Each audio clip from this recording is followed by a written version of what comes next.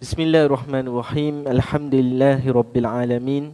Wassalatu wassalamu ala asyrafil anbiya'i wal mursalin wa ala alihi wa sahbihi ajma'in. Rabbi shrah li sadri wa yassir li amri wahlul 'uqdatam min lisani yafqahu qawli. Alhamdulillah. Kita pada kali ini podcast Al-Bayan siri ke-15 bersama dengan Prof. Dr. Khairi Mahyudin.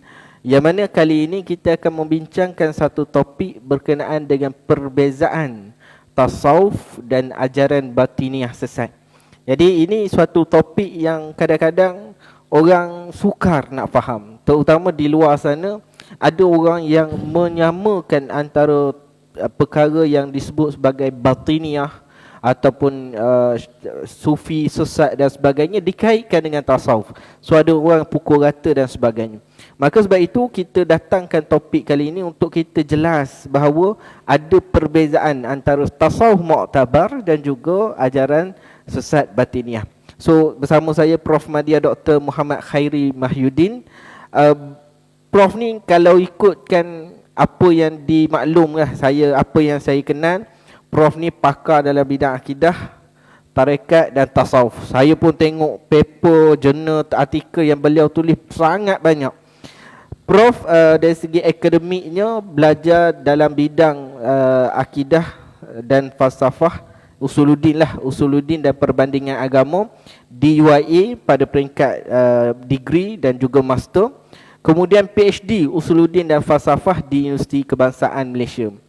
Dari segi keanggotaan beliau, yang pertama ahli panel penyemak bahan berunsur agama, berunsur Islam, Jabatan Kemajuan Islam Malaysia, Lieutenant Colonel Bersekutu Angkatan Pertahanan Awam USIM, Ketua Biro Agama Angkatan Pertahanan Awam, ahli panel pakar tasawuf, fellow tempatan bagi Malaysia International Islamic Fiqh Academy, Timbalan Presiden Persatuan Alumni Fakulti Pengajian Islam UKM, pemegang tauliah agama Negeri Sembilan, Selangor dan Kuala Lumpur. Jadi inilah yang akan bersama kita dalam tempoh sejam ni. Apa khabar Prof?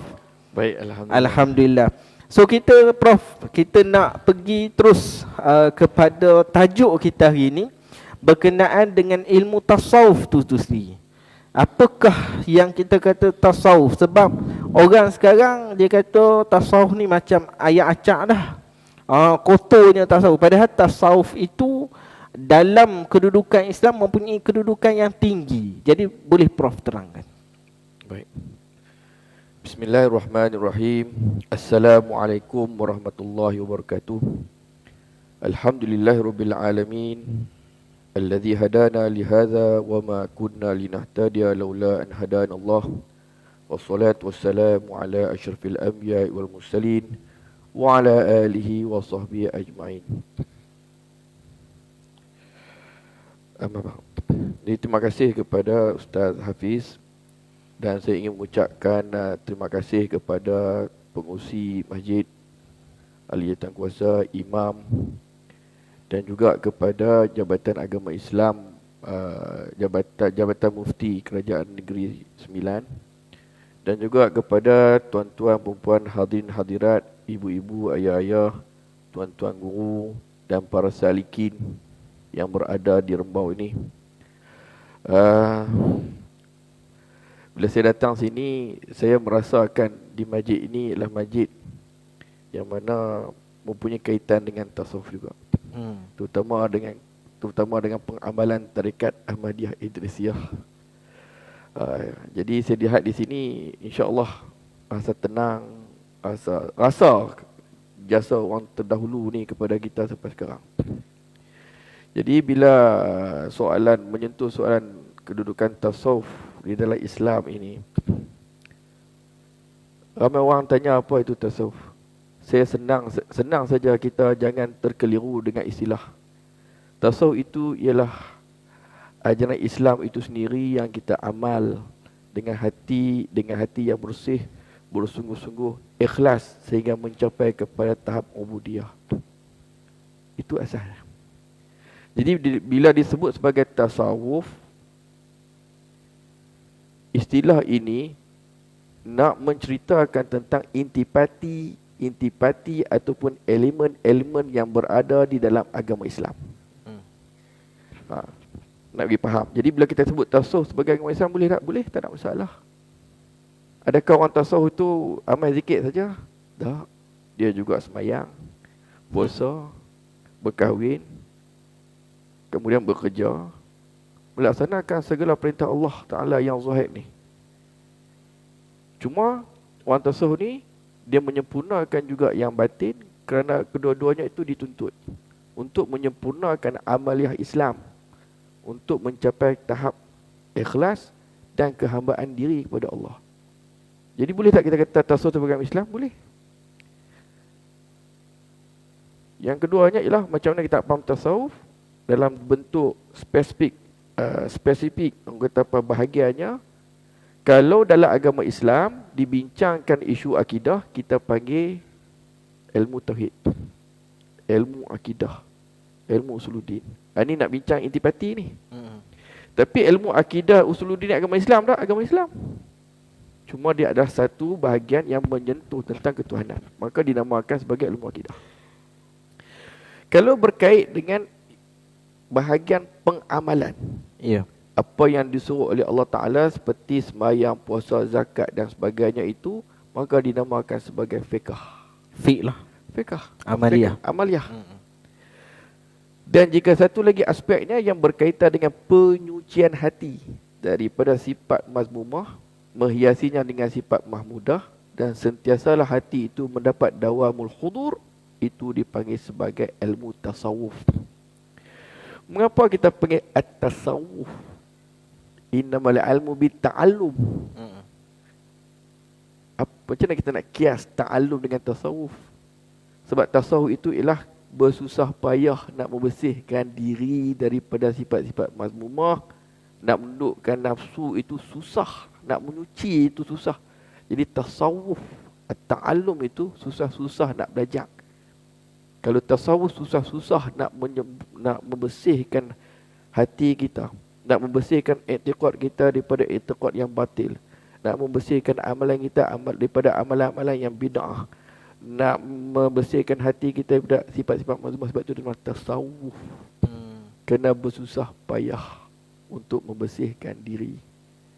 Jadi kesimpulannya adalah tasawuf ini secara definisinya adalah satu ilmu yang membicarakan tentang hati, membersihkan hati daripada sifat mazmumah dengan pimpinan guru yang mursyid untuk mencapai ke tahap ikhlas dalam ibadat dan menyempurnakan tuntutan Allah SWT sebagai wa ma khalaqtul jinna wal ins illa liya'budun. Clear? Jadi sah tak ilmu tasawuf ni dalam Islam? Sah. Legal. Sebab amalannya itu semuanya daripada Al-Quran dan Sunnah. Walaupun istilah itu tidak masyhur digunakan di zaman Nabi, nama tasawuf dengan sebiji begitu. Dia tirunya orang kata, jadi tak nampak. Tapi amalannya itu orang tak boleh tolak. Betul. Seperti apa? Sabar, ikhlas, taubat. Semua ilmu ini ada dalam Al-Quranul Karim dan hadis Nabi yang tidak boleh ditolak oleh siapa-siapa pun. Hatta kalimah tasawuf itu sendiri sebagai satu ilmu yang diterima oleh Islam, hampir semua ulama-ulama menerima perkataan tasawuf. Hatta Ibnu Taimiyah, Ibnu Qayyim menerima perkataan tasawuf dan mengakui kewujudan ilmu tasawuf di dalam Islam sebagai ilmu yang legal. Bukan ajaran sesat lah, bukan benda baru. Bukan. Bahkan Ibnu Taimiyah sendiri menyebut orang-orang tasawuf itu adalah nau' minas siddiqin, orang-orang yang benar. Dalam kitab Majmu' Al-Fatawa boleh tengok. Bahkan dalam kitab Majmu' Al-Fatawa juga ada bahagian tasawuf. Maksudnya tidak ada seorang ulama besar terdahulu yang menolak ilmu tasawuf, tak ada. Kecuali yang belakang-belakang ni saja, yang tidak mengakui kewujudan ilmu tasawuf dan amalannya. Kalau kita tolak istilah tak apa. Tapi kalau kita menolak amalan tasawuf yang memang warid qat'iyatus subut di dalam Quran, dan ilmu tasawuf ni adalah qat'iyatu dilalah. Tak ada takwil, sabar, syukur, taubat. Jelas. Yang tidak ada takwil. Jadi siapa nak tolak? Tak nak tolak. Jadi barang siapa yang menolak, sebenarnya dia telah menolak sebahagian besar daripada ajaran yang ada di dalam Al-Quran Al-Karim. Waliyahzubillah. Sebab kita kata fiqh tu, solat, zakat apa semua memang disuruh. Sabar, taubat, ikhlas pun disuruh. Cuma dari sudut batinnya, dari sudut hatinya. Di sudut hatinya itu dinamakan sebagai dibicara dalam ilmu tasawuf. Sebab itu Okey, kita kata ilmu tasawuf tu bahkan Ibn Taymiyah terima, Ibn Qayyim pun terima. Tetapi yang ada orang kata, tak apalah tasawuf tu kami terima, kami tak terima tu amalan tarikat. So orang macam dia tak sedar tasawuf, apa beza tasawuf dengan tarikat sufi, dan apa perbezaan kita kata ini tasawuf dan ini tarikat. Yang tu Prof boleh terangkan. ini puncanya daripada kejahilan. Kembali balik kepada apa takrif ulama terhadap ilmu tasawuf, apa takrif ulama terhadap tarikat. Jadi perkataan tariqah di zaman sahabat, di zaman Nabi menunjuk pada agama Islam itu sendiri. Tetapi kemudian ini telah ditakrif oleh ulama yang pengkhususannya di dalam bidang tasawuf. Maka dilihat ada ulama mengatakan tasawuf, istilah tasawuf dan tarikat itu sama. Maksudnya sama. Tapi ada sebagian ulama mengatakan istilah tasawuf dan tarikat ini dia tak sama. Tasawuf merupakan peringkat ilmu Tu sendiri. peringkat teori. Manakala tarikat itu adalah peringkat amali. Dah ada praktik dah. Praktis. Jadi apakah takrif tarikat? Takrif tarikat itu ialah sebahagian ulama mengatakan at-tariqatu hiya ibadatun wa sulukun wa aqwalun bi muqtada syariati mutahharah. Ini takrif. Tarikat itu ada satu ibadat, satu amalan, satu percakapan yang muafaqah dengan syariat. Muafaqah dengan syariah. Ya. So kalau tarikat sesat tu bukan tarikat lah asal. Bukan tarikat. Ajaran sesat. Ajaran sesat. Sebab tu jangan namakan ajaran sesat itu tarikat. Tasawuf dan tarikat tidak ada pertalian langsung dengan ajaran sesat. Ajaran sesat adalah ajaran sesat. Tasawuf dan tarikat adalah amalan yang diambil daripada Quran dan Sunnah yang wujud di dalam agama Islam itu sendiri. Jadi persoalan yang mengingkari tentang tarikat ini disebabkan oleh kejahilan. Dia tak faham, tak tanya kepada orang-orang pengkhususan apa maksud tarikat. Jadi dalam konteks yang mudah, kepada semua pihak nak faham, saya mudah saja. Tasawuf ada satu ilmu yang membicarakan tentang penyucian hati daripada sifat mazmumah kepada sifat mahmudah untuk menyempurnakan perintah agama dalam sehingga kita ikhlas. Manakala tarikat ialah berilmu dan beramal agama Islam secara zahir dan batinnya dengan pimpinan guru yang mempunyai sanad yang muttasil sampai kepada baginda Rasulullah sallallahu alaihi wasallam untuk menjadi insan dan hamba Allah Subhanahu wa taala yang sentiasa ingat kepadanya. Nampak tak ada beza? Jadi sebab itu saya dalam takrif tarikat memang banyak, tetapi saya mengambil takrif yang mudah dipahami oleh masyarakat awam, iaitu berilmu dan beramal dengan agama Islam zahirnya dan batinnya. Satu lagi saya kait dengan pimpinan seorang guru yang mempunyai sanad yang muttasil sampai kepada baginda Rasulullah SAW untuk mencapai kitab ikhlas dan ubudiyah kepada Allah Ta'ala. Itu yang mudah kita faham antara tasawuf dan tarikat. Orang yang bertarikat, dia otomatik bertasawuf. Tidak semestinya orang yang bertasawuf, dia bertarikat. Sebab banyak saja orang mengajak kitab hikam dan sebagainya, bila tanya tarikat tak tahu. Dia tarikat tu yang paling jelas sekali tu, dia mesti di bawah bimbingan guru. Itu keyword dia. Berilmu, beramal ajaran Islam dengan pimpinan guru. Dia bukan beramal saja, kena belajar juga. Kita bukan belajar zikir saja, ilmu kena belajar, ilmu kitab kena belajar. Sebab kita nak memenuhi tuntutan-tuntutan Allah SWT yang ada dalam kitab. Berilmu dan beramal. Ajaran Islam dengan pimpinan guru. Itu dia punya keyword kepada tarekat. Jadi kalau kita kata masyarakat di Negeri Sembilan ni secara langsung dan tak langsung adalah mengamalkan zikir daripada Tariqah Ahmadiyah Idrisiyah tu sendiri. Tapi kalau maksudnya kalau dia beramal kerana imam baca dan sebagainya tapi tidak berada di bawah naungan seorang mursyid, seorang guru syekh, tidak dipanggil tarikat lagi. Kita kena faham dawabit tariqah. Itu penting. Sebab kadang-kadang, sebab itu bila kami sendiri di institusi pengajian ataupun bila nak buat kajian, kita akan tanya ini tarikat atau tidak. Kita tanya dulu. Kalau tarikat baru kita ambil isu ni. Kalau tidak bukan tarikat, kita serah pada orang lain. Jadi tarikat ni dawabit dia apa dia? Yang pertama guru mursyid. Yang kedua adalah ada murid. Lepas tu dia ada aurat-aurat amalan-amalan. Yang ketiga dia kena ada sanad. Yang muttasil, yang jelas sampai kepada baginda SAW. Tapi kalau tak cukup elemen-elemen ni, kita tak kata itu tarikat. Itu adalah amalan yang umum biasa yang boleh diamalkan. Sebab isu tarikat ni dia adalah isu yang sangat sensitif, yang dia ada dawabit. Dia ada ciri-ciri untuk kita kena pasti. Kalau amalan biasa-biasa tidak ada masalah. Tapi kalau melibatkan tarikat, dia adalah satu isu yang sangat sensitif. Sebab dia melibatkan kepada kebaikan dunia akhirat dan juga kebertanggungjawaban seorang guru terhadap kemaslahatan anak muridnya di dunia dan akhirat. Bukan benda yang main-main.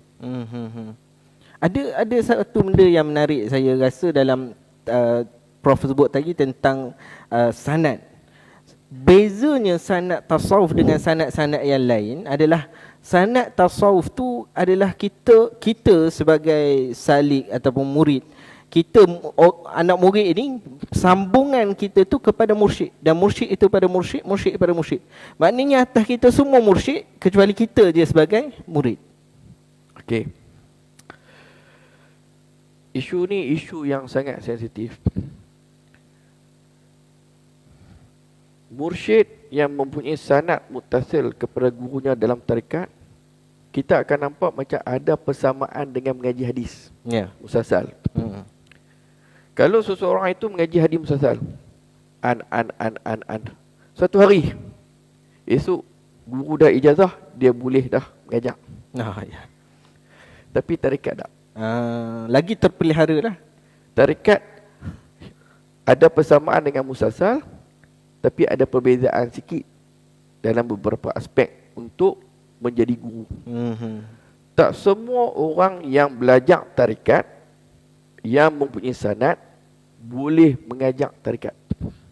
Sebab dia ada satu lagi klausa, kena mendapat keizinan guru untuk mengajar, sama ada secara syafahi ataupun bertulis daripada guru tersebut. Tetapi nak jadi guru tarikat bukan satu hari.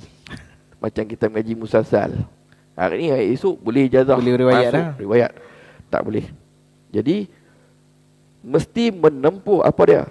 Tarbiyah, mujahadah, riadah, sehingga pada pemerhatian guru tadi, anak muridnya itu telah pun menempuh, menyucikan hatinya daripada sifat mazmumah dan ada sifat mahmudah, dan ada satu bakat untuk memimpin dengan ilmu yang telah dicurahkan oleh gurunya, dan keizinan daripada gurunya itu akan membantu seorang murid itu untuk mengajar anak-anak muridnya.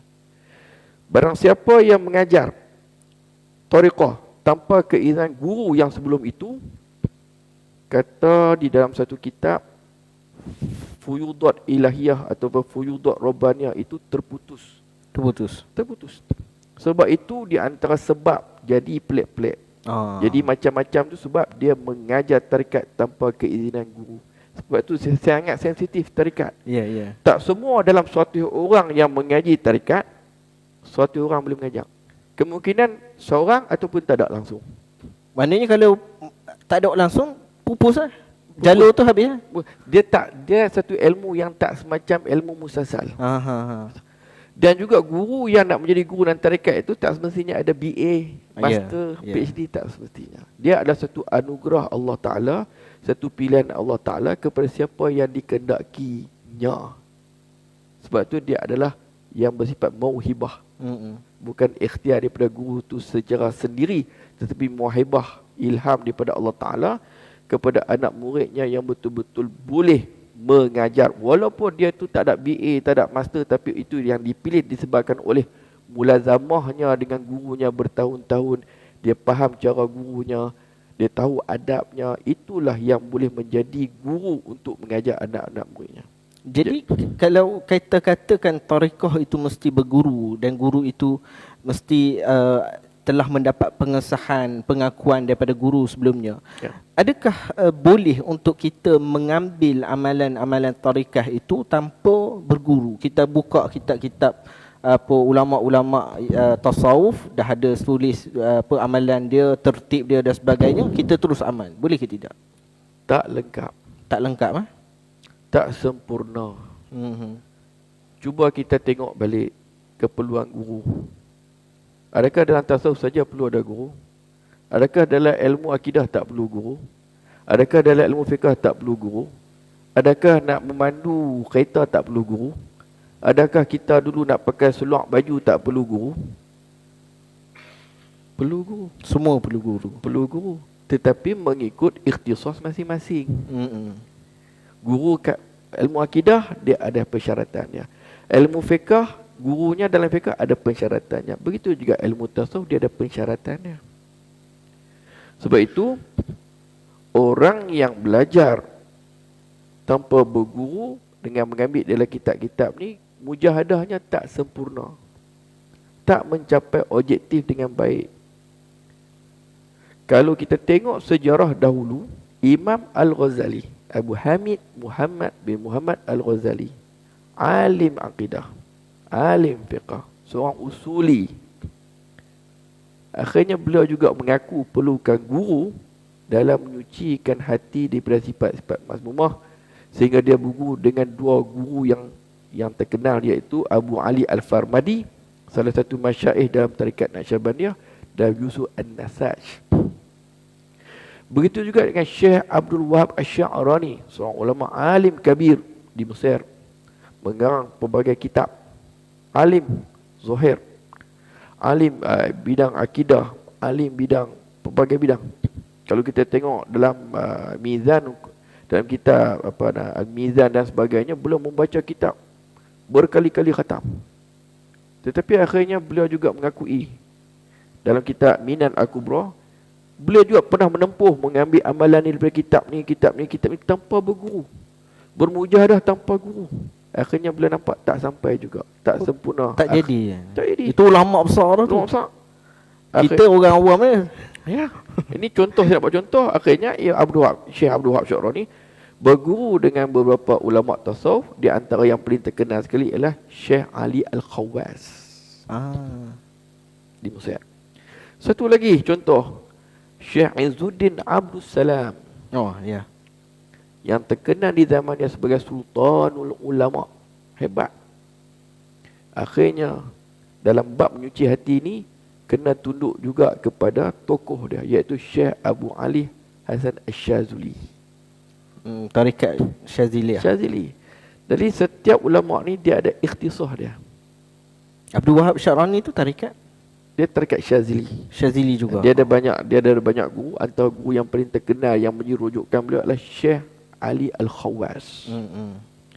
Cuma nak tunjuknya kalau Imam Al-Ghazali yang besar, yang dikenali sebagai Hujjatul Islam, pun memerlukan guru untuk menyucikan hati, apatah lagi kita perlukan seseorang yang lain untuk membantu kita untuk menyucikan hati kita.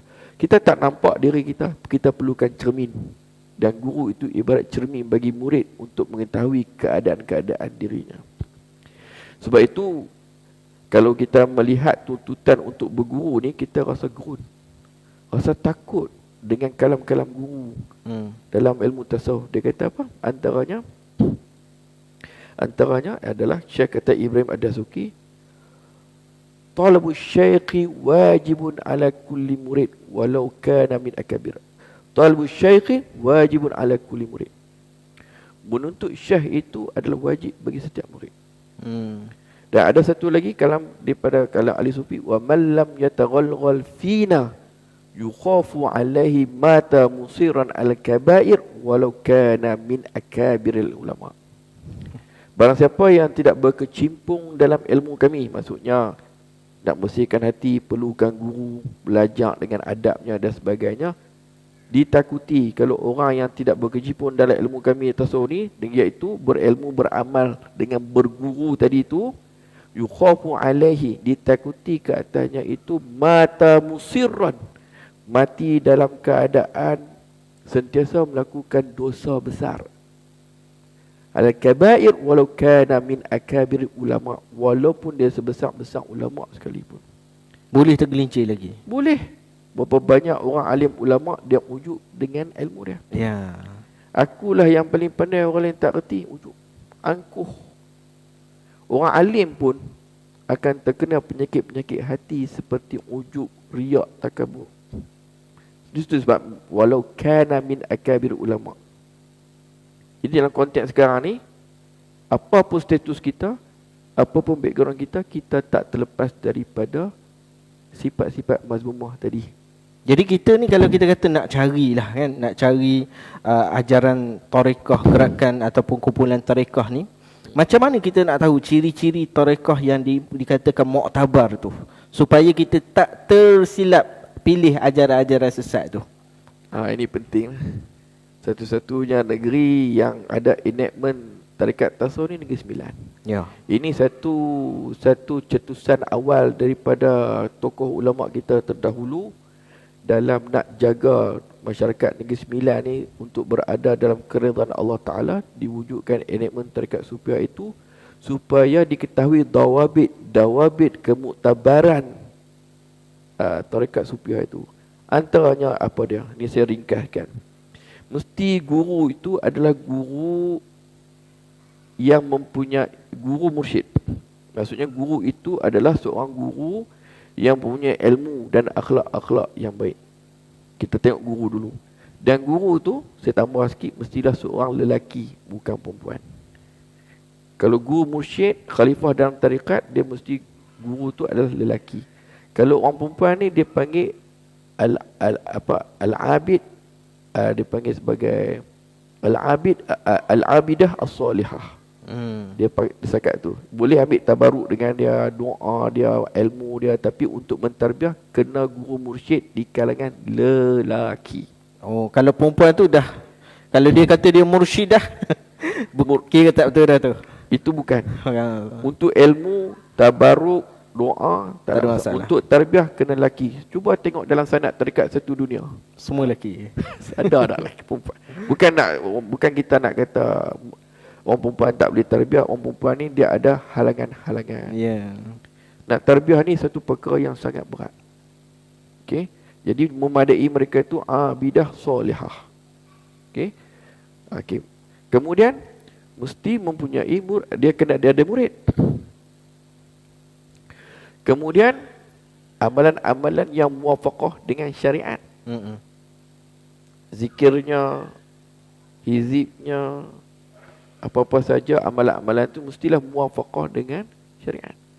Dan yang apa, 1, 2, 3, 4, yang keempat sanad yang muttasil. Yang jelas gurunya itu jelas siapa dia sampai kepada Nabi. Dan yang terakhir sekali ialah bukti keizinan daripada gurunya untuk mentarbiah anak-anak murid, untuk mentarbiah, untuk mengijazahkan amalan zikir, mesti ada keizinan daripada gurunya yang sebelum itu, sama ada secara lisan ataupun secara bertulis. Ini yang paling awal, yang paling tinggi sekali ijazah kebenaran tu adalah dengan 2 cara. Musyafahah depan anak murid ramai dan juga secara bertulis. Oh, kuat betul tu. kuat. Kalau depan ramai tu saksi pun ramai. Ya, itu di antara beberapa kaedah dalam tarekat sufi yang digunakan oleh masyaikh. Dia bukan boleh lantik diri sendiri. Sebab itu dalam banyak murid, tak semua boleh mengajar.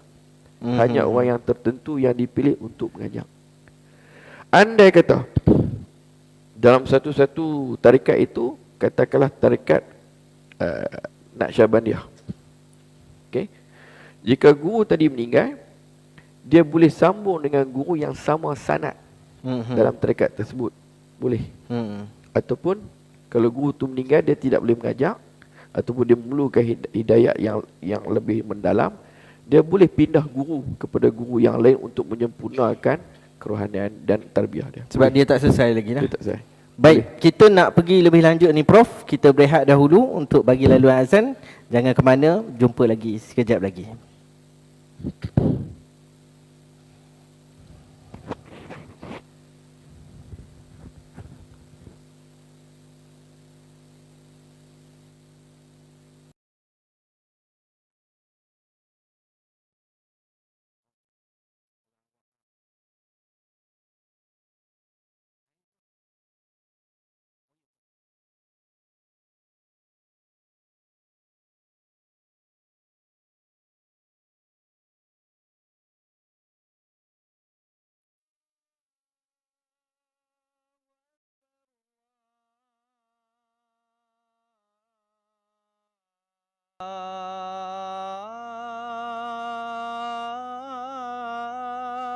Allahu Akbar.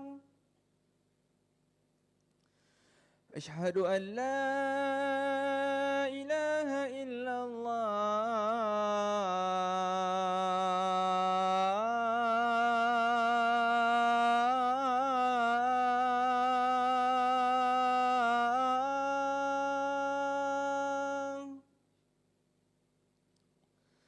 Asyhadu an la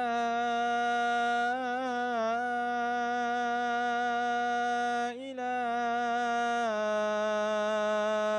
illallah. Asyhadu anna Muhammadar Rasulullah.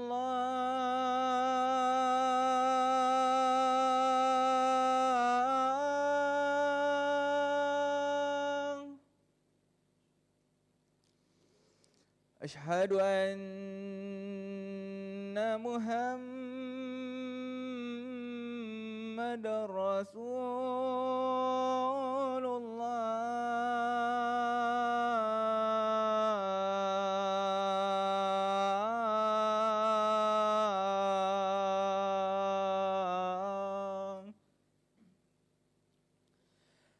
Hayya 'ala shalah.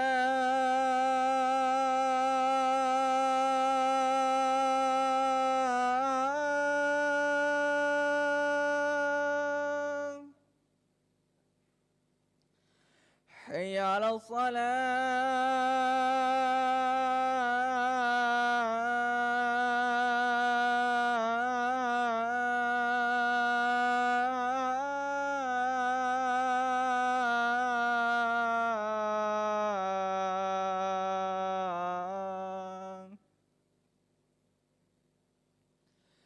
Hayya 'alal falah.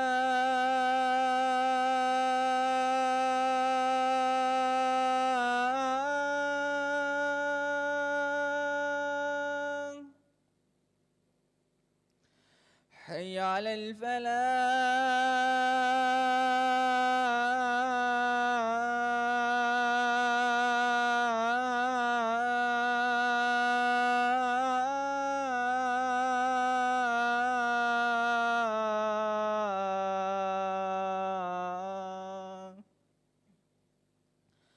Allahu Akbar, Allahu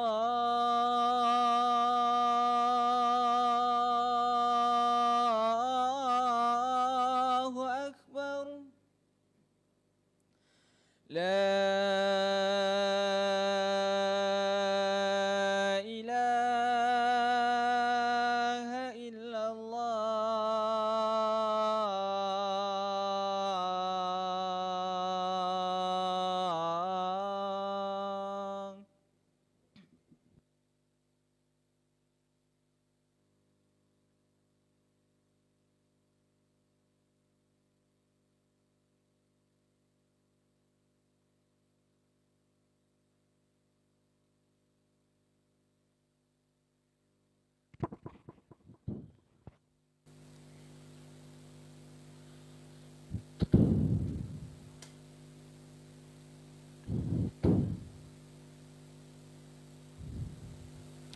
Bismillahirrahmanirrahim. Kembali ke kita dalam sesi podcast Al-Bayan. Untuk sesi yang kedua, kita ada soalan-soalan yang direct to the point. Soalan yang berkaitan dengan amalan tarekat itu sendiri. Tadi kita, kalau orang yang tak pernah dengar tu, kalau saya dengar Prof cerita tu rasa kena ambil tarekat ni. Jadi makna kata kita baru dapat pendedahan yang sebenar berkenaan dengan tasawuf dan tarekah, yang mana sebelum ni ada suatu gambaran yang begitu buruk daripada orang-orang yang menentang. Tapi bila Prof terang tadi itu nampak lebih jelas. Cuma ada lagi beberapa isu yang kita tengok dia menjadi suatu perkara yang orang tak faham sebenarnya.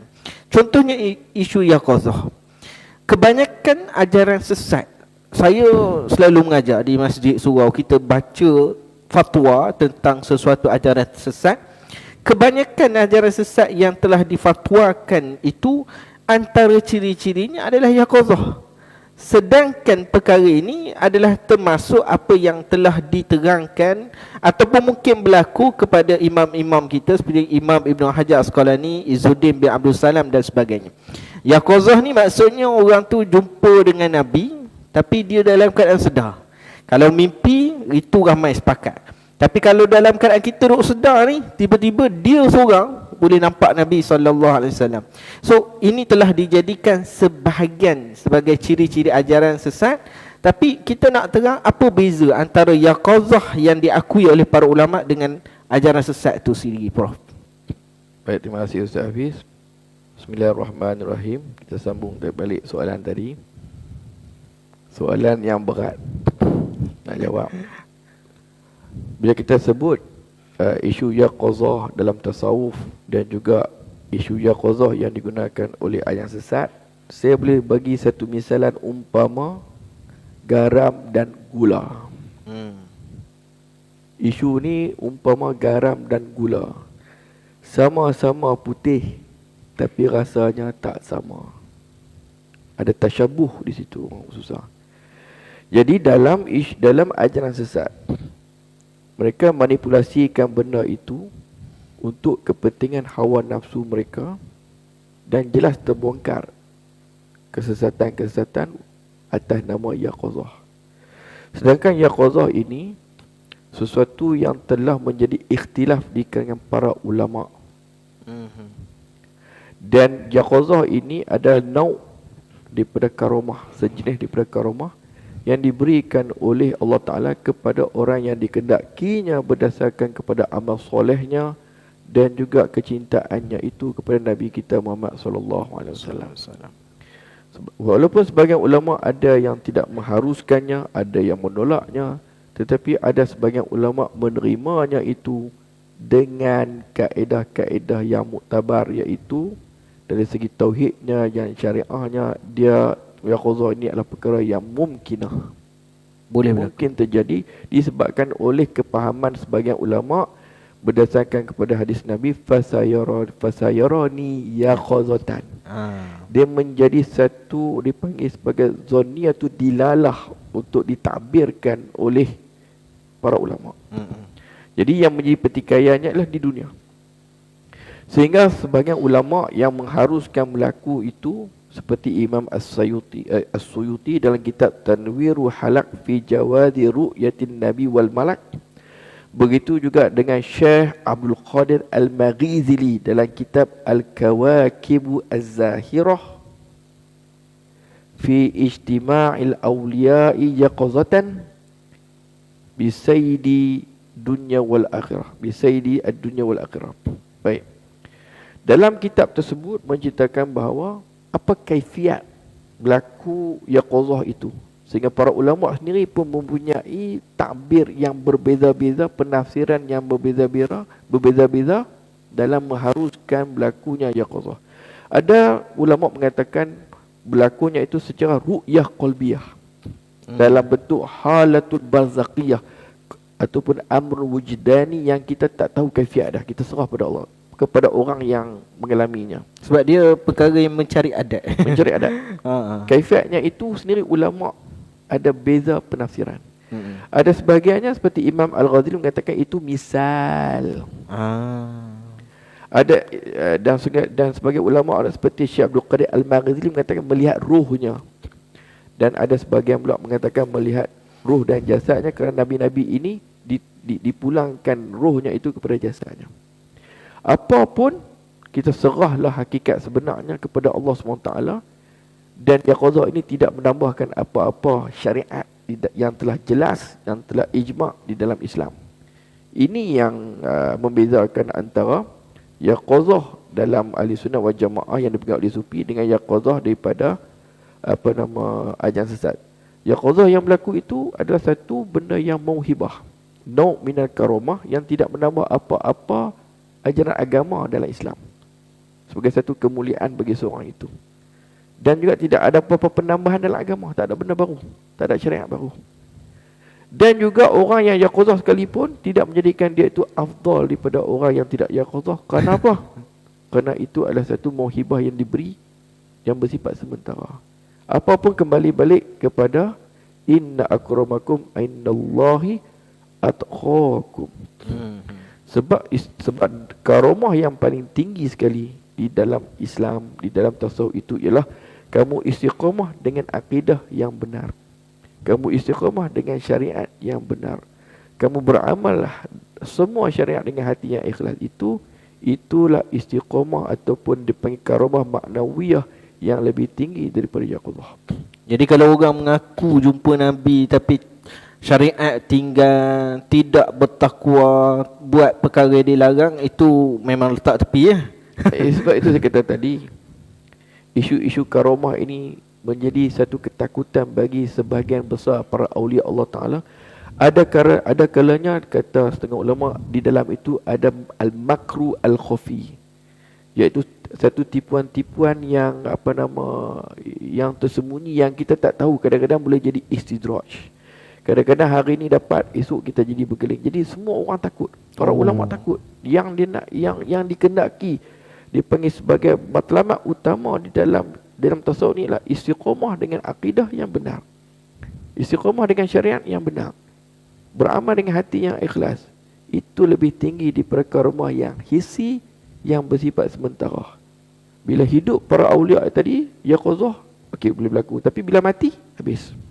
Tetapi amal soleh, takwa tetap mengalir walaupun telah mati. Sebab itu ulama mengatakan al-istiqamah khairu min alfin kashfin wa karamah. Maksudnya yaqazah itu juga nau' min al-kashaf, dibukakan. Tapi istiqamah dengan syariat itu lebih tinggi daripada karamah yang zahir tadi. Tapi orang nampak tu yang benda pelik tu, yang orang suka tu. Ya. Tapi bagi sufi yang sebenar, karamah itu bukan suatu perkara yang nak dibangga-banggakan. Ya. Tapi kalau ada orang yang kita tengok terlalu mengangkat diri sendiri dengan duk cerita karamah diri sendiri itu something wrong yang perlu berjaga-jaga. Mungkin perlu dirujuk kepada pakar-pakar dalam bidang ni lah. Satu lagi yang kita kata kita nak rujuk pada pakar-pakar dalam bidang agama, sama ada JAKIM, Jabatan Mufti dan sebagainya. Kitab Hidayatus Salikin, suatu kitab yang ditulis sejak 240 tahun yang lampau, dibaca oleh para ulama di pondok-pondok dan di madrasah-madrasah, di masjid-masjid, baca. Tetapi Malaysia pernah dikejutkan dengan fatwa pengharaman kitab ini. Hal yang sama berlaku pada kitab Durun Nafis dan Kashful Asrar. Jadi Prof yang dah masuk di dalam kelompok-kelompok ini, apa yang berlaku sebenarnya Prof? Satu kitab yang telah dipegang oleh ulama ratusan tahun tiba-tiba diharamkan. Inilah masalah besar disebabkan oleh tasawuf ini memerlukan kepada pengkhususan, pengamalan dan pengalaman. Jadi kita kena kembali balik pada Al-Quran yang menyebut fas'alu ahla zikri in kuntum la ta'lamun. Kalau bidang akidah, kita bagi kepada tokoh-tokoh akidah untuk selesaikan. Kalau orang fiqah, kita bagi pada orang fiqah isu-isu fiqhiyah. Tapi kalau tasawuf, mestilah bagi kepada ahli-ahlinya. Jadi secara umumnya, jika kitab Sirus Salikin, Durun Nafi dan lain-lain itu pernah jika diharamkan, itu berdasarkan kepada background pengajian ataupun pengalaman pengkaji itu sendiri yang seadanya. Yang seadanya. Jadi kita kembali balik, kita kias kepada hadis Nabi kata, sebab yang mengkaji pun adalah datang daripada authority. Idza ijtahada hakim fa asaba falu ajran. Wa in akhta'a ataupun wa idza akhta'a falahu ajrun wahid. Baik. Itu bahagian dia. Tapi kalau orang tasawuf yang mengkaji kitab tasawuf, tidak ada masalah. Kenapa? Tengok penulis dia siapa? Abdul Somad Al-Falimbani. Sebenarnya nama dia adalah As-Sayyid Abdul Somad Al-Falimbani. Merupakan tokoh ulama besar di Mekah yang gurunya ialah Syekh Abdul Karim As-Saman. Dan kalau kita tengok pula background pengajiannya, guru-gurunya jelas. Tarikatnya jelas. Nak ceritanya. Kemudian apa yang ada dalam Sirus Salikin itu, semuanya adalah intipati yang dicedok, yang diterjemah daripada kitab apa? Kitab Ihya Ulum Ad-Din, yang dikarang oleh siapa? Iaitu Hujjatul Islam Abu Hamid Muhammad bin Muhammad Al-Ghazali. Setelah bertahun-tahun beliau beruzlah, dan dia telah mencantumkan semua ilmu tauhidnya, fiqhnya, tasawufnya dalam satu kitab yang tidak dibuat oleh ulama sebelum itu, iaitu Ihya Ulumuddin. Dan para ulama tasawuf, ulama fiqh dan ulama-ulama selepas Imam Ghazali mengucap terima kasih sebanyak-banyaknya kepada Imam Al-Ghazali, kerana Imam Al-Ghazali lah yang mencantumkan ilmu akidah, ilmu fiqh, ilmu tasawuf menjadi ilmu yang satu dan bersepadu, tidak terpisah-pisah. Sebelum ni kalau kita tengok ulama sebelum Imam Ghazali, kalau bab akidah, bab fiqh. Kalau bab tasawuf. Tapi Imam Al-Ghazali mencantumkan supaya ilmu tadi tidak terpisah. Dalam bab taharah saja ada 4 martabat taharah. Tengok hurai. Jadi kemuncak kepada kepaduan, kepada kecemerlangan ilmu Islam yang terpadu itu berada pada Imam Al-Ghazali. Dan Syekh Abdul Somad Al-Falimbani merujuk pada kitab Ihya Ulumuddin. Dan dalam kitab Syekh Abdul Somad Al-Falimbani juga disadukan dengan kitab-kitab yang lain seperti kitab Syekh Abdul Qadir Jalani, Syarah Hikam dan sebagainya. Dan kalau kita baca satu persatu, tidak ada apa-apa pun yang sebenarnya bercanggah dengan usul akidah dan juga dengan syariahnya dan juga dengan tasawufnya. Tidak ada. Sebab ulama telah mencapai satu kesepakatan ratusan tahun menerima kitab Sirus Salikin tanpa kritikan. Sehingga sekarang baru ada kritikan. Sebab apa? Tak jelas takhrijnya begitu dan begini. Kita kena ingat, para ulama dulu tulis disebabkan oleh masyarakat dia ketika itu dahagakan ilmu yang tak faham bahasa Arab, diterjemahkan oleh Syekh Abdul Somad dengan terjemahan yang sangat baik. Dan masyarakat ketika itu sangat siqah dengan ulama. Sangat siqah. Sebut Syekh Abdul Somad cukup menjadi hujah dalam perlakuan. Begitu juga dengan kitab Durun Nafi dan sebagainya. Syekh Muhammad Nafi Al-Banjiri juga merupakan tokoh yang sangat besar, yang berguru dengan Syekh Abdul Karim Saman. Sezaman. Sezaman. Dan kalau kita lihat, sebab saya kaji kitab Durun Nafi ni dalam masa saya. Saya tulis dalam bahasa Inggeris. Jadi guru dia ada banyak. Dan cara penulisan Syekh Muhammad Nafi Al-Banjari sebenarnya adalah satu kopi, satu kaedah yang diambil daripada kaedah yang dibuat oleh Syekh Abdul Wahab Syarani dalam kitab Al-Jawaqi wal Jawahid fi Bayani Aqaid Al-Akabir. Dia ambil di situ. Cuma muka suratnya 40 muka surat. Cuma para ulama ni dia ringkas. Bila kita tak faham, kita tak bolehlah kata ulama salah. Kita tak faham, kita tak reti, tiba-tiba kita hukum kepada ulama salah, maka kita lah yang salah. Sebab itu satu kata-kata ulama menasihatkan kepada kita supaya berhati-hati, dan kita Al-Jawaqi sendiri, kalau ustaz atau tuan-tuan perempuan para ahli ulama boleh lihat, Syekh Abdul Wahab Syar'i menyebut, menakalkan bahawa Imam Ghazali menyebut, min akbaril asam, min akbari asam taghtiatul ulama min ghairi itla' ala muradihim wa yahmiluna ma'na ma la yartadawnahu. Sebesar-besar dosa ialah kita memahami karangan-karangan para ulama menurut kepahaman kita, bukan kepahaman yang ulama maksudkan. Kemudian pula mengihtimalkan ataupun membawa makna yang bukan mereka maksud pun, maksud kita, kemudian keputusannya adalah salah.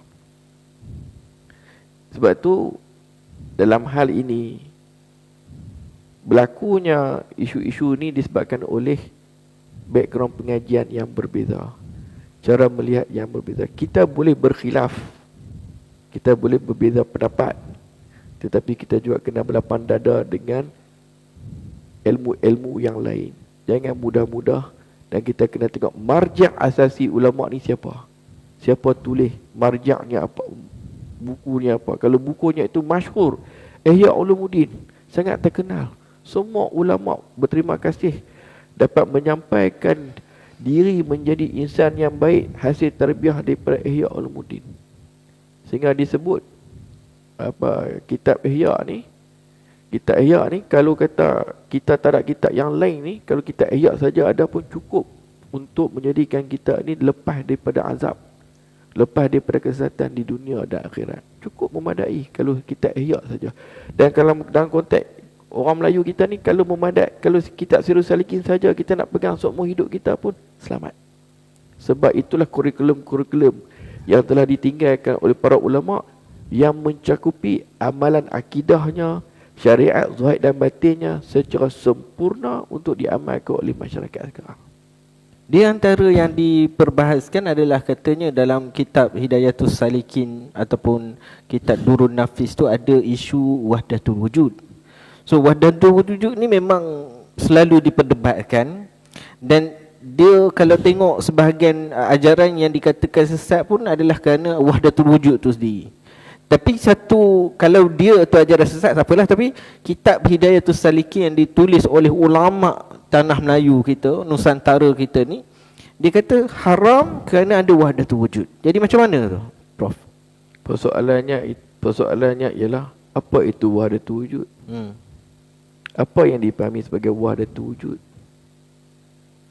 Sebab tu kita tidak boleh faham konsep ini secara literal. Kita kena faham syarah-syarahnya itu daripada ulama-ulama yang muktabar. Jadi mudahnya, sebab bidang ni pun saya dah buat kaji, dan mutaakhir ni pun banyak daripada fatwa-fatwa, daripada muzakarah pun telah pun memperbetulkan. Jadi bukan melihat kepada istilah itu, lihat kepada penafsiran. Sebab wahdatul wujud juga digunakan oleh golongan batiniah. Ya. Mereka juga meminjamkan perkataan wahdatul wujud dalam versi mereka. Sehingga Syekh Abdul Ghani Nablusi pun menyebut wahdatul wujud dalam maksud yang sebenar yang dipegang oleh ahli sufi, ahli sunnah wal jamaah berbeza dengan golongan mulhidah dan zandaqah. Jadi wahdatul wujud ni terbagi kepada dua, iaitu wujudiyah mulhidah, iaitu wahdatul wujud yang berpahaman ittihad dan hulu, iaitu bersatu antara Tuhan dengan makhluk dan juga meninggalkan syariat Islam. Itu yang batil. Mana kata wahdatul wujud yang sebenarnya adalah wahdatul wujud muwahhid, iaitu wahdatul wujud yang mengesahkan Allah SWT dan tidak meninggalkan syariat. Dalam erti kata wahdatul wujud yang muwahhid ni ialah yang mengesahkan Allah SWT dengan sebenar-benar, tanpa ada ittihad dan hulul, tanpa tasbih, dan berpegang teguh dengan syariat Islam dengan bersungguh-sungguh, ataupun dikenali sebagai wahdatul syuhud, atau dipanggil sebagai fana fi tauhid. Dia ada lagi mutaradif dia. Jadi jika ditengok dalam angle yang luas, sebab Syekh Abdul Somad terkenal, jadi wahdatul wujud yang dibawa tu adalah wahdatul wujud muwahhid, yang mana pembicaraannya adalah Dalam Sirus Salikin, Hidayatus Salikin, bab tauhid dulu. Kemudian ada syariat. Kemudian ada bab sifat mazmum dan sebagainya. Itu syariat yang jelas. Cumanya kita kena lihat dengan pandangan yang luas, dengan maklumat-maklumat yang terkini, tanpa kita cepat-cepat mengukur wala tujuh itu sebagai salah disebabkan oleh istilah. Perlu melihat pada tafsiran. Tafsiran apa? Bagaimana? Kalau tafsirannya itu ada ittihad dahulu, ada dawabitnya, itu ditolak. Ijma' ulama' tolak. Mutakalimin fuqaha semua tolak. Ittihad dan hulu tu Prof, terangkan sikit. Ittihad dan hulu ni ialah bersatu. Manusia menjadi Tuhan, Tuhan menjadi manusia. Jadi ittihad tu maksudnya dua menjadi satu. Contoh yang dikatakan sebagai ittihad itu ialah orang tu beribadat, lama-lama dia rasa dah tinggi dah, rohani dia tinggi, akhirnya dia nampak bahawa syariat tak perlu lagi, dan sebenarnya dialah sampai kepada martabat ketuhanan. Salah. Al-abdu abdu wa in yartaqa wa rabbu rabbu wa in yanzil. Hamba adalah tetap hamba walaupun kerohanian dia meningkat. Tuhan adalah Tuhan, tetap Tuhan walaupun dia berkata yanzil, tak berubah. Jadi kedudukan Allah Ta'ala tak berubah. Kedudukan makhluk tetap makhluk selama-lamanya, tidak akan sama sekali campur dalam urusan ketuhanan. Dia tetap hamba selama-lamanya. Jadi isu wahdatul wujud adalah perkara yang mana kita kata kalau dia dengan makna hulul ataupun ittihad, itu yang difatwakan sesat dan sebagainya. Itu ijma' lah.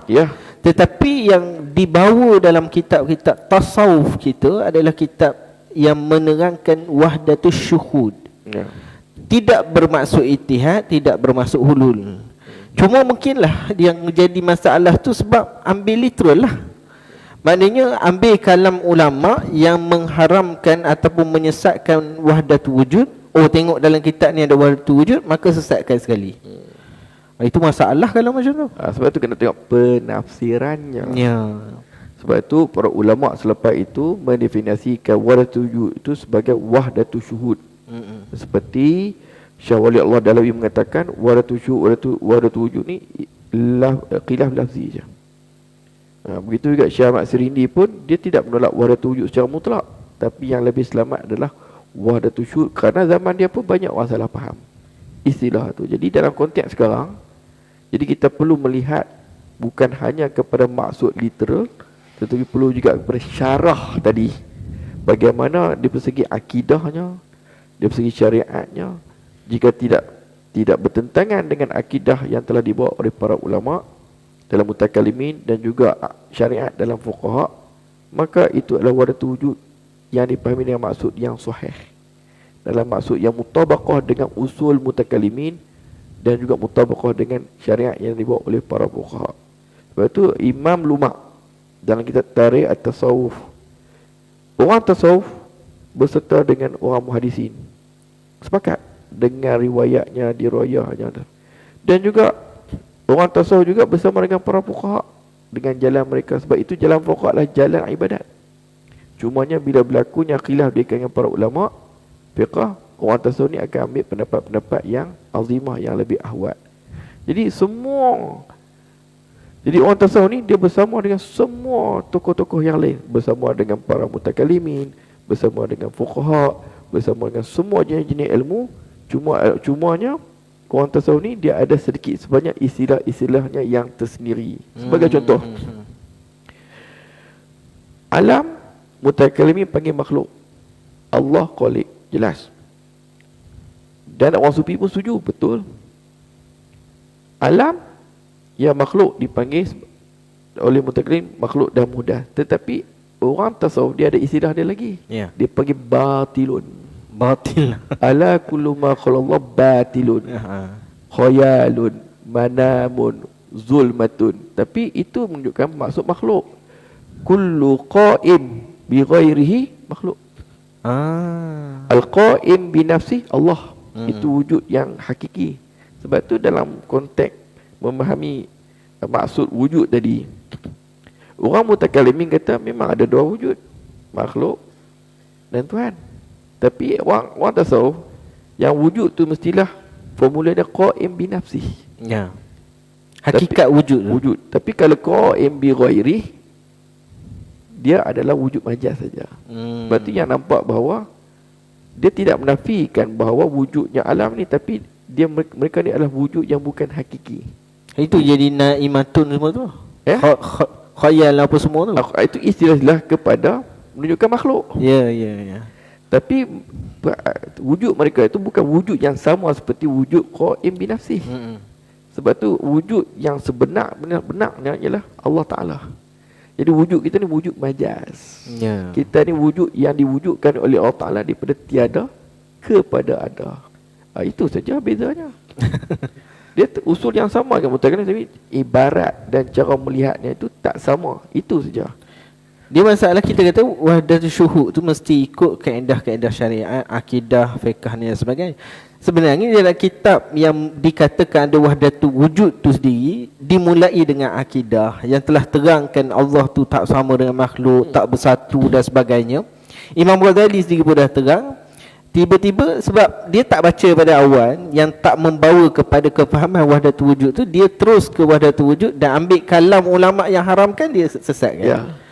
Jadi ni timbul masalah. Jadi secara logiknya kenapa letak bahagian akidah? Ya. Sebab tu kebijaksanaan ulama-ulama dahulu, dia letak akidah dulu. Maksudnya kita bincang tu akidah adalah asas kepada ibadat. Kemudian cara nak beribadat ada fiqahnya. Kemudian nak sempurna ibadat ada perbincangan tentang sifat mazmumah dan sebagainya. Dan diletakkan istilah-istilah itu sebab memang istilah itu dibincang oleh ahli-ahli dia. Bila dibincang oleh bukan ahli-ahlinya, sebab itu tak sampai maksud.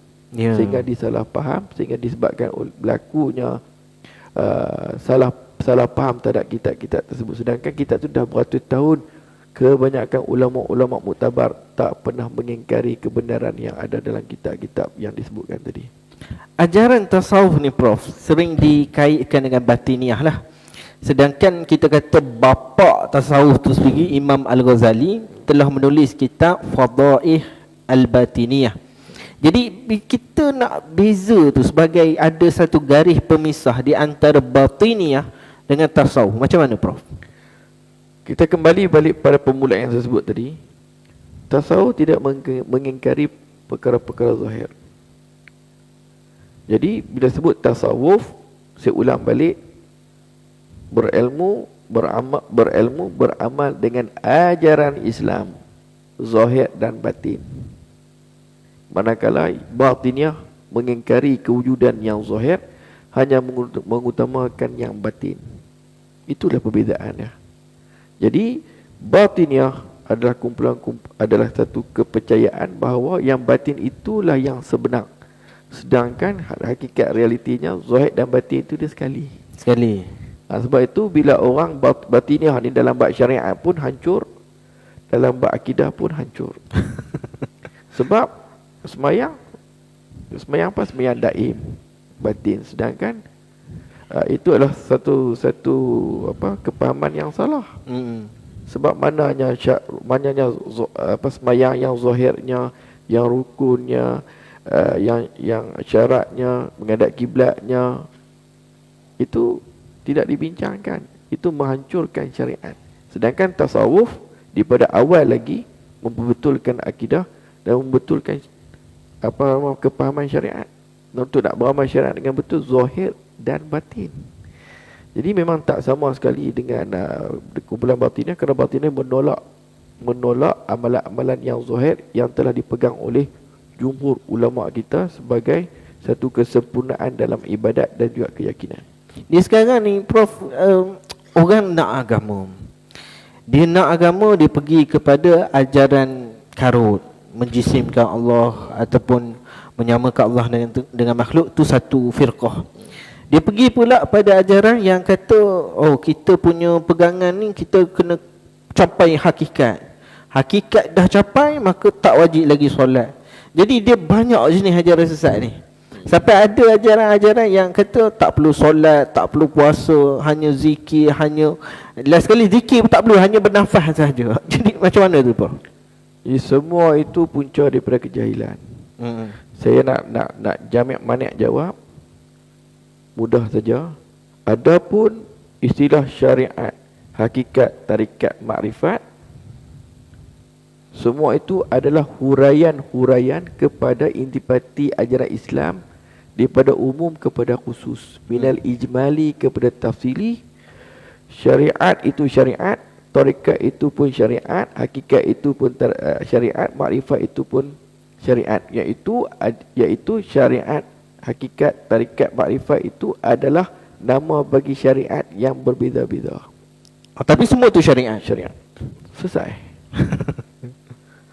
Macam kita kata akidah tu Islam, fiqh tu Islam, tasawuf tu Islam.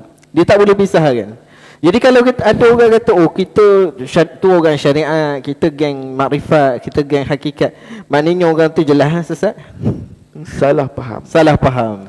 Sedangkan syariat, tarikat, ibadat itu adalah intipati ajaran Islam yang nak menghurai daripada ijmali kepada tafsiri. Seperti yang saya sebutkan tadi, bila sebut ajaran Islam luas, tapi bila dibincangkan isu akidah, maka dinamakan sebagai ilmu akidah. Bila dibincangkan isu halal haram, taklifat, dibincang sebagai ilmu fiqh. Begitu juga dengan syariat, tarikat, hakikat, makrifat. Kesemuanya nak menceritakan tentang darajat-darajat yang ada di dalam agama Islam yang sebenarnya tidak terpisah sama sekali. Al-nihayah, al-bidayah. Siapa habis tinggi macam mana pun, tetap kena ambil yang semayang, tutup aurat, menghadap kiblat, cukupkan rukun syarat semayang. Sama aja.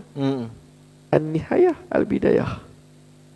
Jadi kita sebab apa? Kita nak kembali balik pada surah Tuhan, wa ma khalaqtul jinna wal ins illa liya'budun, sebagai hamba dia dan juga sebagai khalifah dia. Itu je dalam Quran. Jadi cuba baca tengok Yazid Bustami, Imam Ghazali, semua tokoh-tokoh yang besar-besar tu, adakah mereka meninggalkan syariat? Tak ada. Setinggi-tinggi mereka pun semua membincangkan tentang kehambaan diri kepada Allah Ta'ala dengan syariat dan sunnah Nabi kita Muhammad sallallahu alaihi wasallam. Satu lagi Prof, sebab kata tinggal syariat tadi tu, ada dakwaan orang tarikat ni dia pergi suluk. Bila dah pergi suluk tak solat Jumaat. Itu macam mana jawapan Prof? Jadi kita kena perhati satu persatu. Isu-isu ni kena perhati isu ni secara tafsir. Okay, kita kena tengok. Sebab tu kata guru saya, Profesor Zakaria Stapa, dia kata, kalau kita nak mengkaji satu-satu, nak mengkaji bab tarikat, kita tidak boleh pukul rata. Maksudnya kalau tarikat A saja. Walaupun tarikat yang sama, tarikat A pimpinan A, tarikat B pimpinan B, dia tak boleh pukul semua. Satu persatu. Dalam bab isu solat Jumaat, ajar suluk dan Jumaat, jadi kita kena tengok secara terperinci apa masalahnya, mengapa, apa pendapat yang dipegang. Tapi yang saya faham daripada Syekh Abdul Samad Palembang sendiri menyebut ada mutaklid wal amal bima alaihi nasi aula. Cuba tengok dalam kitab Sirrus Salikin, ada mutaklid, tidak pegang dengan pendapat tersebut dan beramal dengan apa yang dipegang oleh ulama solat Jumaat itu aula. Dia ada perbahasannya, tapi jalan keluar dia al-khuruj minal khilaf mustahab. Ini disebut dalam kitab Sirrus Salikin dan isu ni sebenarnya dah selesai. Bapak tak saruh dah tu. Dah selesai isu dah selesai, telah disebut oleh Syekh Abdul Samad. Manakala kalau ada yang mengamalkan itu bergantung kepada apa asbab dia lah. Mungkin jika ada sebab-sebab uzur syar'i seperti dia musafir dan sebagainya, tidak ada masalah. Tapi kalau hanya bergantung kepada marak qalbi semata-mata, tapi Syekh Abdul Samad kata tidak boleh taklid pendapat tersebut sebab dawabitnya itu kurang jelas. Ya. Sebab ada mutaklid wal amal bima alaina Allah, sebab nak keluar daripada fitnah. Itu marak qalbi lah. Tapi kalau kata orang tu pergi suluk tempat yang tak cukup 40 orang nak keluar, kalau mengikut dengan kaedah fuqaha tak ada masalah. Itu tak ada masalah. Musafir dan sebagainya tak ada masalah. Tapi kalau hanya semata-mata bergantung pada marak qalbi, Syekh Abdul Samad kata ada mutaklid wal amal bima alaihi nasi aula. Tengok perkataan tu dalam kitab Sirrus Salikin. Tapi kalau tidak pergi sembahyang Jumaat berdasarkan kepada azhar yang telah diletak oleh fuqaha, tak ada isu. Itu amalan dia lah kan, amalan masing-masing, bukan maksudnya kalau ada azhar syar'i yang fuqaha membenarkan, tidak ada masalah. Ya. seperti musafir yang sebutkan tadi. Kita dah nak ke penghujung ni, Prof. Satu benda yang saya daripada kecil lagi lah, saya suka baca buku masa kecil ni. So kita pergi ke kedai buku, kita tengok ada satu buku berkenaan dengan kesesatan Tariqah Tijaniyah. Dan perkara ni daripada kecil sampai sekarang saya tengok Tariqah Tijaniyah sesat. Tapi kemudian bila kita kaji, rupanya ini antara penganut Tariqah terbesar adalah Tariqah Tijani. Dan Sultan ataupun Raja Maghribi sekarang bertarikat Tijani. Demikian juga belah-belah Afrika tu banyaknya Tijani. Jadi ada fatwa yang sesatkan. Macam mana, Prof? Ada fatwa sesatkan, tapi dia menjadi amalan yang begitu banyak dan ada ulama-ulama di dalamnya. Sebab seperti yang kita bincang, perbahasan kitab Sirrus Salikin, Hirtus Salikin, Durrun Nafis, semuanya bergantung kepada ilmu, background pengajian dan pengalaman. Dan jika mana-mana institusi lah secara umumnya memahami Tijani sebagai tak benar dan sebagainya, itu adalah ijtihad masing-masing, yang mana mereka juga kena bertanggungjawab di dunia dan akhirat. Tapi masih termasuk idza ijtahada hakim fa asaba falahu ajran wa in akhta falahu ajrun wahid. Tapi kena ingat, setiap keputusan mana-mana yang kita buat, kita muwaqqi' min qibalillah. Kita adalah orang yang nak authority, orang yang kata apa, naib, wakil bagi Allah Ta'ala untuk menjelaskan perkara-perkara yang kabut di masyarakat, dan kita kena bertanggungjawab di dunia dan akhirat. Sebab perkara ni perkara ad-din. Sebab itu dalam isu-isu membuat keputusan memerlukan takwa, takut kepada Allah SWT. Sebab itu kena perinci. Tapi secara umumnya, kalau kita tengok dalam kitab Karamah Jami' Ulama, Jami' Karamatul Awliya oleh Syekh Yusuf An-Nabhani, disebut Syekh Ahmad Tijani ini adalah min ajilla sahabat Syekh Ahmad bin Idris, dan termasuk min awliya illah wal arifin. Ahmad bin Idris, Tariqah Ahmadiyah. Maksudnya min ajilla sahabat, daripada rakan-rakan sezaman itu yang merupakan semula-mula sahabat Syekh Ahmad bin Idris. Dan Syekh Ahmad Tijani juga adalah tokoh yang termasuk min awliya illah wal arifin walahu tariqah mustaqillah. Itu pengiktirafan yang dah masuk dalam tabaqat. Jami' Karamatul Awliya oleh Syekh Muhammad Yusuf An-Nabhani, tengok perkataan Ahmad disebut di situ, dan disebut walahu tariqah mustaqillah. Dia ada tarikat yang tersendiri, jalan yang tersendiri. Dia tak sama dengan Ahmadiyah Idrisiyah. Dia maksudnya dia ada jalan yang tersendiri. Walaupun dia ada banyak guru, tapi jalan yang tersendiri. Dan amalan-amalan dia apa, kalau saya tengok dalam kitab Jawahirul Quran dan Ahzab wal Aurat, kebanyakan dia ambil semua ada dalam Quran, hadis, dan juga dan amalan-amalan yang dia ambil dalam Ihya Ulumuddin itu sendiri. Jadi apa-apa pun bergantung pada ijtihad masing-masing. Semua orang akan bertanggungjawab apa yang kita buat di hadapan Allah Ta'ala di dunia dan di akhirat. Jadi isu membuat keputusan terhadap isu-isu ni, kita kena berhati-hati. Kenapa? Kerana perkara ni berkait dengan akhirat juga, bukan dunia semata-mata.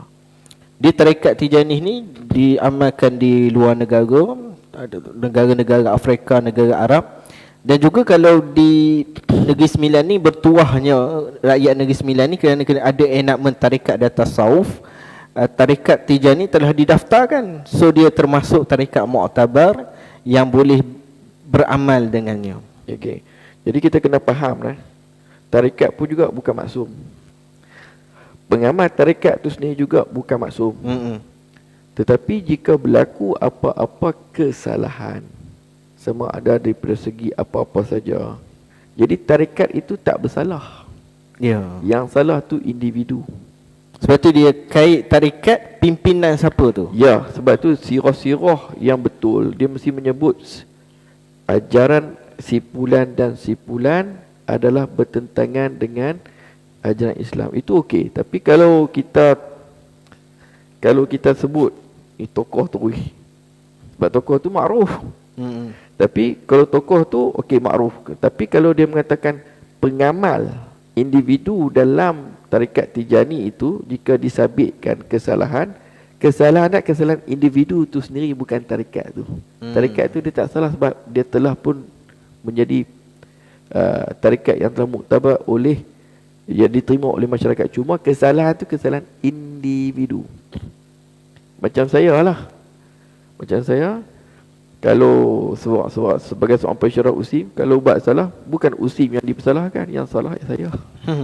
Individu. Prof di tarikat apa? Saya teringin tarikat Naqsyabandi. Naqsyabandi menjadi di Ahmadi. Yang dibawa oleh Pak Wan Sulaiman dari Kedah. Oh, Prof dari Kedah. Ya. Dan saya bertahun jugalah. Saya berguru tahun 1992, mendapat izin 2001, 2022 baru daftar kat Negeri Sembilan. Hampir puluhan tahun saya tak pernah mengisytiharkan apa-apa. Tapi oleh kerana ada orang nak mengaji, nak belajar, saya kata saya orang yang patuh pada pemerintah. Kalau nak mengajar, saya kena minta tauliah. Maka saya minta 2022 saya minta tauliah. Untuk tarikat? Masa zaman Datuk Yusof. Datuk Yusof, pada masa itu Datuk Yusof ada, Tuan Guru Syekh Jahid ada, Dr. Abdul Manam ada, yang mufti sekarang ni Mufti Faizu, Dr. Fazil Naim ada, dan Ustaz Asif pun ada. Mereka interview saya. Ni untuk orang tahulah macam mana proses pendaftaran tu. Pendaftaran tu mudah aja. Ambil borang, letakkan siapa guru dia, lepas tu anak murid yang nak mengaji, sanad, lepas tu dia punya ijazah guru untuk menjadi guru tu, lepas tu tempat nak mengaji kita rujukkan, lepas tu tunggu temuduga. Macam mana nak sabitkan izin daripada guru tu? Ada surat.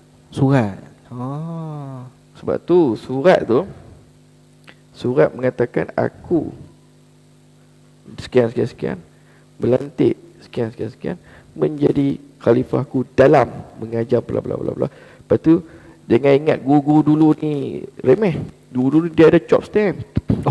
Ada sign, ada tarikh. Maksudnya kita duk kata stamp-stamp tu orang luar buat, guru tarikat pun ada. Nak jaga kemurnian tarikat tu. Ya, sebab benda tu disimpan, dia ada seal dia. Chop ni, lepas tu sign, tarikh dia sign. Maksudnya macam dokumen yang lain-lain juga. Cuma ni dia tulis tangan. Sekarang ni macam-macam lah nak ni, tapi pendek kata guru tu memang guru yang makruf dan sanadnya jelas, amalan yang jelas, semua tunjuk. Jadi pejabat mufti akan cek, akan interview kita, akan tanya daripada segi apa saja jilsah tu sebenarnya terpulang pada mereka. Dia sebenarnya apa beza khalifah, syekh yang boleh membimbing, syekh yang boleh ijazah? Menarik. Sebab tu asal guru ni dia bersifat mustaqil lah. Bila sebut khalifah itulah guru mursyid dalam konteks pelantikan. Untuk melantik. Jadi bila sebut khalifah ni, dia ada beberapa school of thought. Kalau saya, konsep dia adalah khalifah package penuh. Okey. Boleh bai'ah, boleh izin, talqin, boleh melantik anak murid itu untuk menjadi guru berikutnya. Ada setengah khalifah, dia hanya boleh talqin zikir je, tapi dia tak boleh melantik. Ada setengahnya untuk suluk saja, dia pecah-pecah sab. Itu bergantung kepada dia punya aliran tu sendiri dalam menentukan otoriti yang dibenarkan oleh guru tadi kepada khalifah-khalifah dah. Tapi kalau ikut khalifah asal, dia bersifat mustaqil lah. Maksudnya dia adalah full package. Dia boleh jadi tarik satu zaman beberapa khalifah. Boleh. Dan satu zaman satu khalifah sahaja boleh Tak, juga. boleh dan tidak membatalkan khalifah-khalifah yang lain. Oh, okey. Satu-satu guru mursyid jika berada, dia tidak boleh membatalkan tarikat yang lain. Guru mursyid yang lain yang telah diangkat oleh guru tak boleh. Mana ada menasahkan? Saya tak pernah dengar. Dan kalau berlaku pun nak kena cek balik, kenapa nak menasahkan benda yang guru tu sendiri pun ada ijazah sampai kepada guru. Jadi beliau sebut al-ulama warasul anbiya. Banyak guru lagi bagus. Pakat-pakat buatlah kerja. Tapi kenapa kita nak kontrol semua?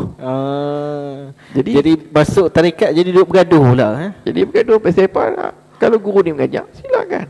Mengajar silakan. Banyak guru lagi bagus. Sebab nak memimpin ni bukan senang. Kalau guru saya kata, kalau belajar tarikat ni sebenarnya tak perlu yuran, tak perlu apa. Asalnya tak perlu apa. Tapi untuk pendaftaran rekod tu kita ikut uli amri. Tapi tak ada yuran, tak ada apa. Kosong. Apa dia? Kehendak diri. Murid, iradah nak berubah tu kena ada. Tak perlu duit. Guru mursyid tidak ada apa-apa kepentingan terhadap kebendaan anak muridnya. Tidak ada apa-apa kepentingan terhadap kekayaan anak muridnya. Dan tidak ada apa kepentingan keduniaan terhadap anak muridnya. Hanya sahaja nak bawa anak murid itu menghadap Allah Ta'ala saja. Itu tugas guru mursyid. Kalau kita kata tadi Naqsyabandiyah, kemudian kenapa ada Naqsyabandiyah Khalidiyah, Naqsyabandiyah Mujaddidiyah? Kenapa boleh ada dia punya pecahan macam tu? Dalam Naqsyabandiyah ni ada dalam tarikat Naqsyabandiyah ni ada 3 tokoh utama yang mengembangkan tarikat. Yang pertama Syekh Abdul Khalid Al-Khajdawani. Sebab tu dia ada tariqah Khawajakan. Khawajakan ni Parsi. Tuan-tuan dia panggil. Khawajah ni guru. Sini tak masuk tu, tak pernah dengar. Dia panggil sebagai Abdul Khalid Al-Khajdawani. Itu tokoh pertama yang buat prinsip-prinsip Naqsyabandiyah. Kemudian Syekh Bahauddin. Sebelum Syekh Bahauddin semua zikir jahar. Semua jahar. Nyaring lah. Nyaring. Datang Syekh Bahauddin sir semua. Dia sebagai mujtahid yang menukar. Mujtahid yang diperakui untuk bawa satu tarikat dinamakan sebagai tarikat Naqsyabandiyah, yang mana zikir dan zikir sir. Zikir sir khairu zikir khafi. Jadi ni sebab tu saya kata wazkur rabbaka fi nafsi, tu kita nak buat macam mana? Nak faham macam mana? Jadi zikir sir itu dia dibawa oleh Syekh Bahauddin. Kemudian Syekh Ahmad Faruqi, Syekh dipanggil sebagai Imam Rabbani. Syekh Ahmad Faruqi jadi dipanggil sebagai Mujaddidi sebab dia telah mentafsirkan maratib muraqabah itu dengan lebih jelas dan lebih kuat. Jadi tarikat-tarikat yang kemudian ni sebenarnya tarikat Khalidi itu juga adalah tarikat Mujaddidi. Cuba tengok Syekh Khalid bin Ahmad berguru dengan Syekh Abdullah Dahlawi sampai kata Imam Faruqi. Yang Ahmad ni pula Ahmad Sa'id bin Abi Sa'id satu perguruan, satu zaman dengan Syekh Khalid bin Ahmad. Gurunya juga adalah Syekh Abdullah Dahlawi. Sebab tu nama Ahmad. Cumanya bezanya Syekh Khalid membawa suluk. Atas ijtihad dia pada masa itu ramai salik ni lemah dalam zikir, maka dibuatkan suluk. Atas ijtihad itu fala inkari alaih, maka tidak boleh diingkari atas ijtihad Syekh Khalid untuk bawa suluk. Jadi Syekh Ahmad Sa'id dia kekal. Dia panggil al-khulwah fil jalwah. Jadi apa tu tadi? Al-khulwah fil jalwah ni maksudnya berzikir, maksudnya bersuluk dalam orang ramai. Ada dalam kitab Minhajul Abidin. Al-khulwah fil jalwah ni maksudnya hati bersama Tuhan, jasad dengan manusia. Oleh kerana manusia ni ada segalanya lemah, maka dia pun buat untuk bersuluk, kemudian untuk mencapai khulwah fil jalwah tadilah. Tapi suluk ni maknanya betul-betul mengasingkan diri. Betul mengasingkan diri. Okey. Sebab tu Syekh Khalid bawa, sebab tu nama sebenar kad penalan bagi tarikat ni Naqsyabandi Mujaddidi Khalidi. Itu asal dia. Okey. Sebab ramai orang sebab dia tak gaji. Boleh tengok dalam artikel saya The Arrival of Naqsyabandi from Hijaz to the Malay World. Dalam bahasa Inggeris. Sebab tu dalam Naqsyabandi Mujaddidi Khalidi Jadi dinamakan juga Naqsyabandi Mujaddidi Ahmadi. Jadi perkataan Mujaddidi itu Ahmad tu sebab dia banyak berkembang di benua India.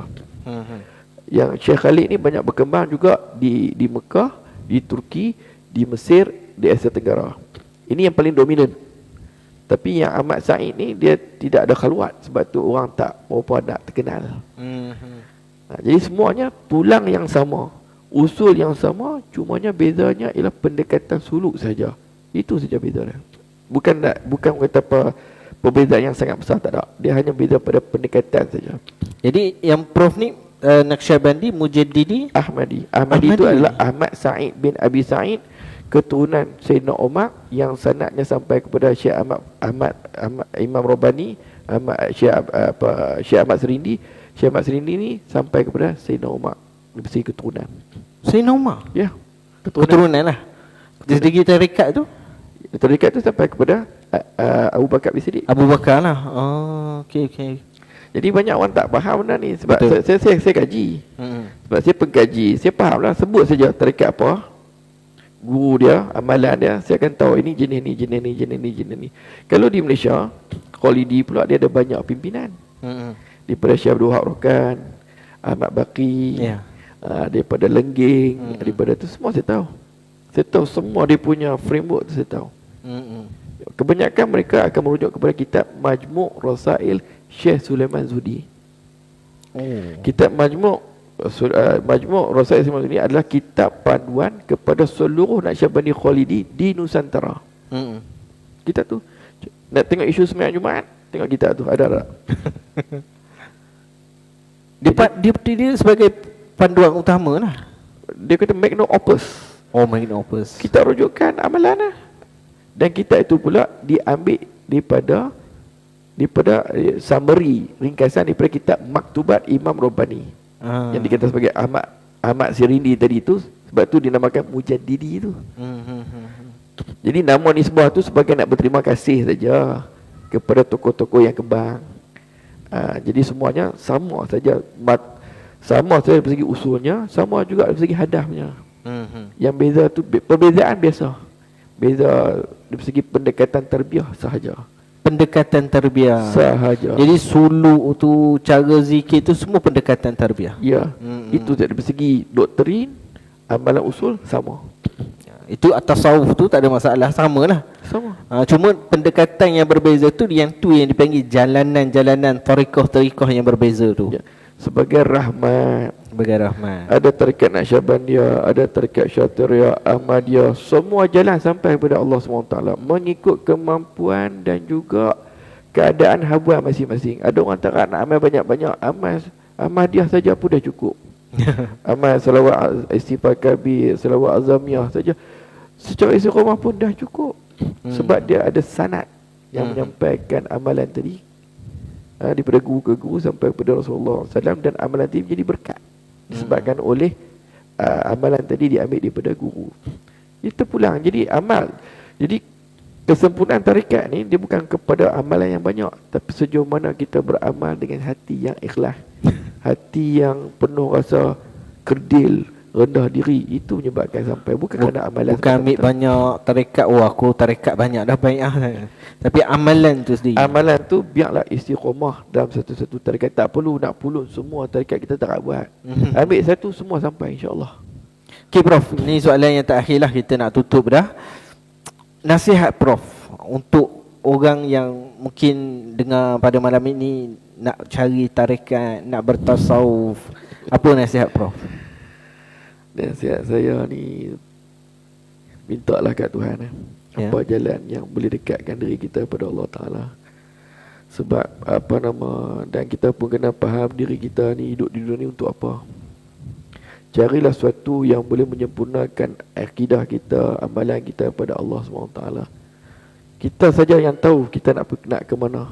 Tapi kalau kita sedang ada keperluan, maka kita buatlah tindakan. Bagi saya, faham baliklah apa tujuan hidup di dunia ni, dan apa pula alam yang kita akan tempuh tadi, apa persediaan kita, maka muhasabahlah. Kalau ada perlukan guru, silakan. Kalau tak perlu guru, maka setakat itu sajalah amalan kita. Jadi sebenarnya dalam isu ni tidak ada apa-apa paksaan, tetapi bergantung kepada kesedaran kita. kehendak kita nak jadi hamba Allah yang sebaik-baik di hadapannya di akhirat kelak. Dan kita kalau boleh nak dihimpunkan bersama dengan orang-orang yang dikasihi oleh Allah Taala, seperti mana yang kita baca tiap-tiap hari Al-Fatihah, siratal ladzina an'amta 'alaihim ghairil maghdubi 'alaihim waladdallin. Jadi disebut siratal ladzina an'amta 'alaihim ialah kita nak kita berjalan dengan jalan-jalan yang ditempuhi para nabi-nabi, orang siddiqin, orang solehin, awliya, yang mana mereka-mereka ni orang yang Allah Ta'ala redha. Kita nak termasuk sebagai orang-orang yang Allah Ta'ala redha walaupun amalan kita tak sebesar mana pun. Man ahabba mar'ah husyira ma'hu. Barang siapa yang kasih pada seorang tu akan dihimpunnya itu bersama dengan orang tersebut. Kalau kita kasih pada guru kita, kita harap nanti guru kita pula akan bimbing kita, bawa kita jumpa guru ke guru, guru ke guru, sampai bawa kita jumpa kepada Nabi kita Muhammad SAW. Itulah kelebihan dalam tasawuf ini, sebab kita ni menjadikan guru kita tu sandaran. Sandaran untuk dibawa jumpa dengan orang soleh yang lain sampai kepada Nabi kita Muhammad SAW. Alhamdulillah. Terima kasih Prof. Satu penjelasan yang saya rasa mungkin dapat menyedarkan bagi orang yang nak mencari kebenaran. So insya-Allah untuk sesi podcast Al-Bayan kita siri yang ke-16 pada 29 Oktober akan diadakan di Masjid Munawwarah Pancu Jaya, Negeri Sembilan, dengan tajuk Perkembangan Awal Ilmu Tasawuf. Tadi kita dah belajar secara ringkas, tapi yang ni kita nak detail lagi daripada perkembangan daripada zaman salafus soleh sampai Imam Ghazali sampai terbentuknya tarekat, akan dibentangkan bersama dengan panel Dr. Syuhada. Jadi mungkin sahabat Prof juga, insya-Allah pada 29 Oktober. Jadi terima kasih kepada tuan-tuan dan puan-puan sudi bersama kami di masjid dan di online, dan juga bertemu pada 29 Oktober untuk isu yang menarik juga bersama saya Hafiz Za'farani, Ustaz Hazza, insya-Allah pada siri yang ke-16. Assalamualaikum warahmatullahi wabarakatuh. Waalaikumsalam warahmatullahi wabarakatuh. Alhamdulillah.